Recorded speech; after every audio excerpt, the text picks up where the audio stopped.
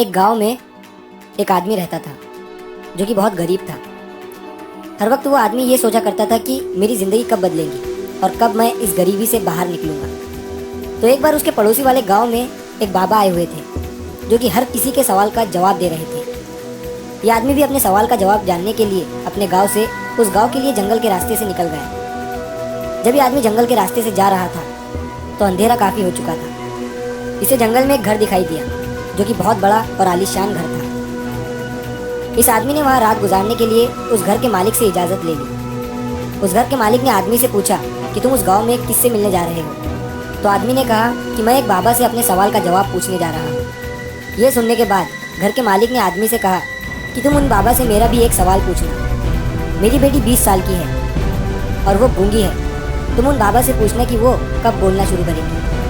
उस आदमी ने घर के मालिक को हाँ कहा और अगली सुबह वो वहाँ से निकल गया। तो उसे एक बूढ़ा जादूगर मिला जिसके हाथ में जादू की छड़ी थी।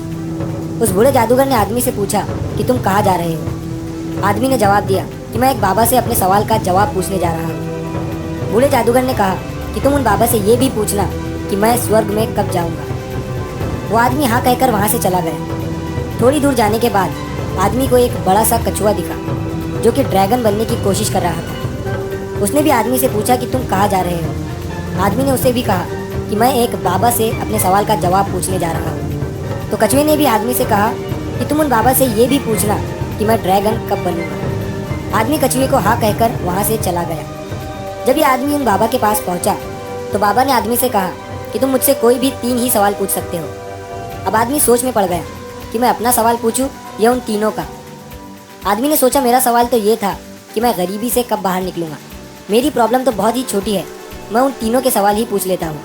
उस आदमी ने कछुए का सवाल बाबा से पूछा तो उन्होंने कहा कि जब वो कछुआ अपने कवच से बाहर निकलेगा तब वो ड्रैगन बन जाएगा।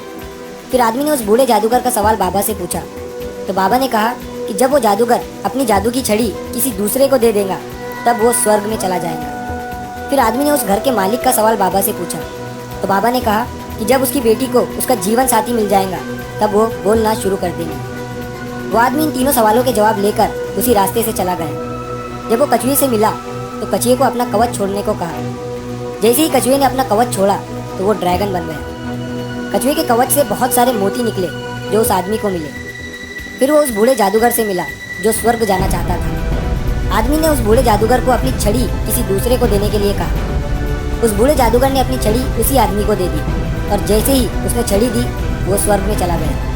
फिर वो आदमी उस घर के मालिक से मिला और उससे कहा कि जब तुम्हारी बेटी को उसका जीवन साथी मिल जाएगा तब वो बोलना शुरू कर देंगे। उस घर के मालिक ने अपनी बेटी की शादी उसी आदमी से करा दी और वो लड़की भी बोलने लगी। इस कहानी से हमें ये सीख मिलती है कि हमें कुछ पाने के लिए कुछ खोना पड़ता है, कुछ छोड़ना पड़ता है, सेक्रीफाइस करने पड़ते हैं। जैसे उस कछुए ने अपना कवच छोड़ा वो ड्रैगन बन गया। उस बूढ़े जादूगर ने अपनी छड़ी छोड़ी और वो स्वर्ग में चला गया और उस घर के मालिक को अपनी बेटी की शादी करानी पड़ी। इस कहानी में सबको कुछ ना कुछ मिल गया, लेकिन सबसे ज़्यादा उस आदमी को मिला जो बहुत गरीब था, क्योंकि उसी ने सबसे बड़ा सेक्रीफाइस किया।